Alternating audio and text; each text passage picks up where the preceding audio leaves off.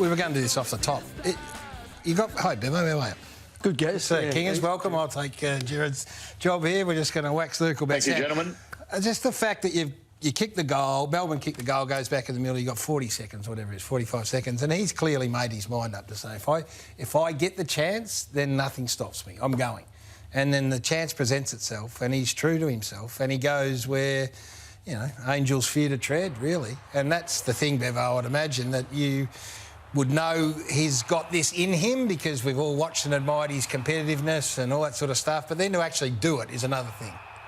Yeah, it's one of the, I think, common traits in the great key forwards. They've got enormous courage, and I suppose with a lad that tall with no high jump mat underneath him, it is a little bit like the iconic Nick Riewoldt mark, and it was pleasing to see him up on the 50-metre line too. You know, we're in sort of end-of-game scenario mode. We're only up by a goal, and rather than being the goal square, he took it upon himself to be up, and then to commit to that, it was, and to stabilise it at the end, it was a pretty pivotal moment in the game.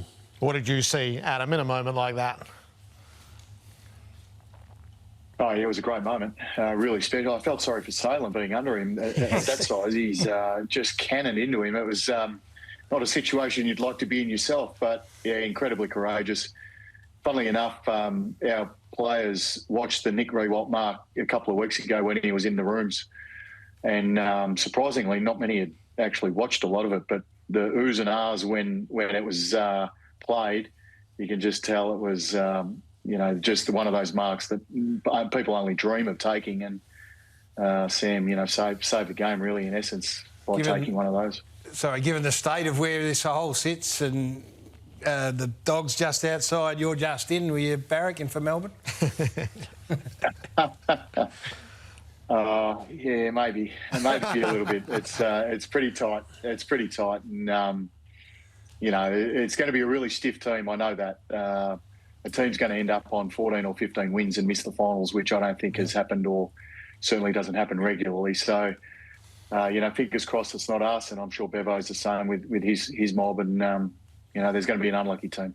Did you feel the tension of it at three-quarter time? For all that you live in process and all, the bigger picture was pretty clear. Yeah, the tension, I mean, it's probably there every week, but recent times when we've had that many scoring opportunities, we've capitalised. We hit the post a lot in the first half, and we couldn't gap them. And then it just didn't feel right. You know, we were slipping over a lot. There were ground ball moments that seemed to be going in their favour.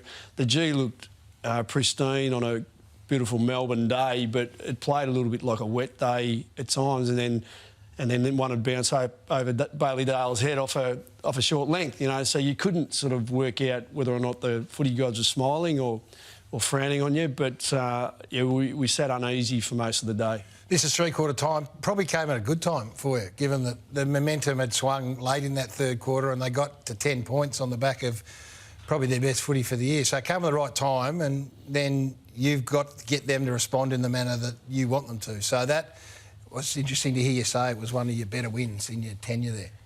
Yeah, it was. I mean, early in the year we came from behind at three-quarter time against Carlton and managed to win, but there's been 6 or 7 games this year where the game's been in the balance and we've held sway at different times, and this is a game where it seemed like we should have been in front by a little bit further at times, but we knew that the signals from a pretty talented Melbourne group, and they got some young fellas bubbling away who were going to be very good AFL players. We knew if their match winners sort of could get a hold of us here and there, we're going to be under the pump, and Max Gawn always looms large. So just needed to do some different things and reassure some boys with some encouragement who weren't having great days that it could work out for them in the last quarter. But to a lad, I think they stuck to their guns pretty well. Was there one or two things that pleased you most? Like you mentioned the fact that, you know, in the crunch time that Darcy got to the right spot. You know, you would have role-played that, I'm sure, many times. Was there one or two things that you said, yep, they're in the right position here? Yeah, I think in these games and over the journey, our midfield group have got a reputation of being influential players, you know, influencing outcomes at different times. And, you know, in a sense, you hope a little bit that your movers and shakers can do more than their bit to drag you over the line. And I felt like Ed, Richards, Marcus, Libbo in particular, we gave a little bit more inside midfield time to Riley Garcia, who'd just been subbed on, and Joel Frazier. So all 5 of those boys really drove something, and then some presence of mind. I mean, there were some clutch goals. You know, Riley West kicked a clutch goal.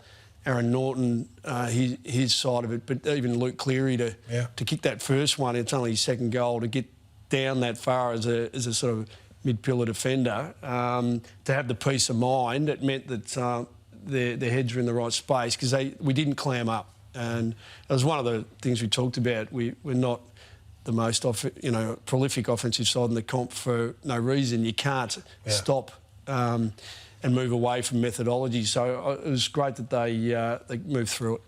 Adam, you're about to play a game of maximum consequence against the Suns. So the tension in it. So you play perhaps the best quarter of the year against the Swans. It was a total mystery what happened against the Bulldogs, and then you were convincing enough yesterday. How are you moderating the highs and the lows of it? Yeah, we've had a little bit of that over the last 3 weeks. I guess you're right. I just try and draw on what we've done over the last 13 weeks. We've won 10 of our last 13. We've been in really good form, and I mean we haven't been the best team in all of those games. But we've done enough to win 10 of them, obviously, and so we did that again on the weekend. We had really good patches. I was really happy. I think we're in good form. But again, the Gold Coast Suns present a formidable challenge on their home deck. And we played them 2 months ago, and after 7 minutes of footy, they were 4 goals up. So we'd like to start a little bit better than what we did last time, but we managed to get over the line in the end. So we feel like we match up pretty well against those guys. Clearly, we're playing for a spot in the 8, and every game now, both this one and the following one against St Kilda, are critically important for us being able to make the 8. So, we're really looking forward to that challenge. And personnel is undeniably important, and Jesse Hogan a few more important. He's had some issues, so been in and out. You've given him some time. Where is he at? We'll be back next week, the week after, and how confident? Yeah, I'm reasonably confident he'll be back this week against the Suns. He's had a fair break, 16 days since his last game, and feeling a little bit better.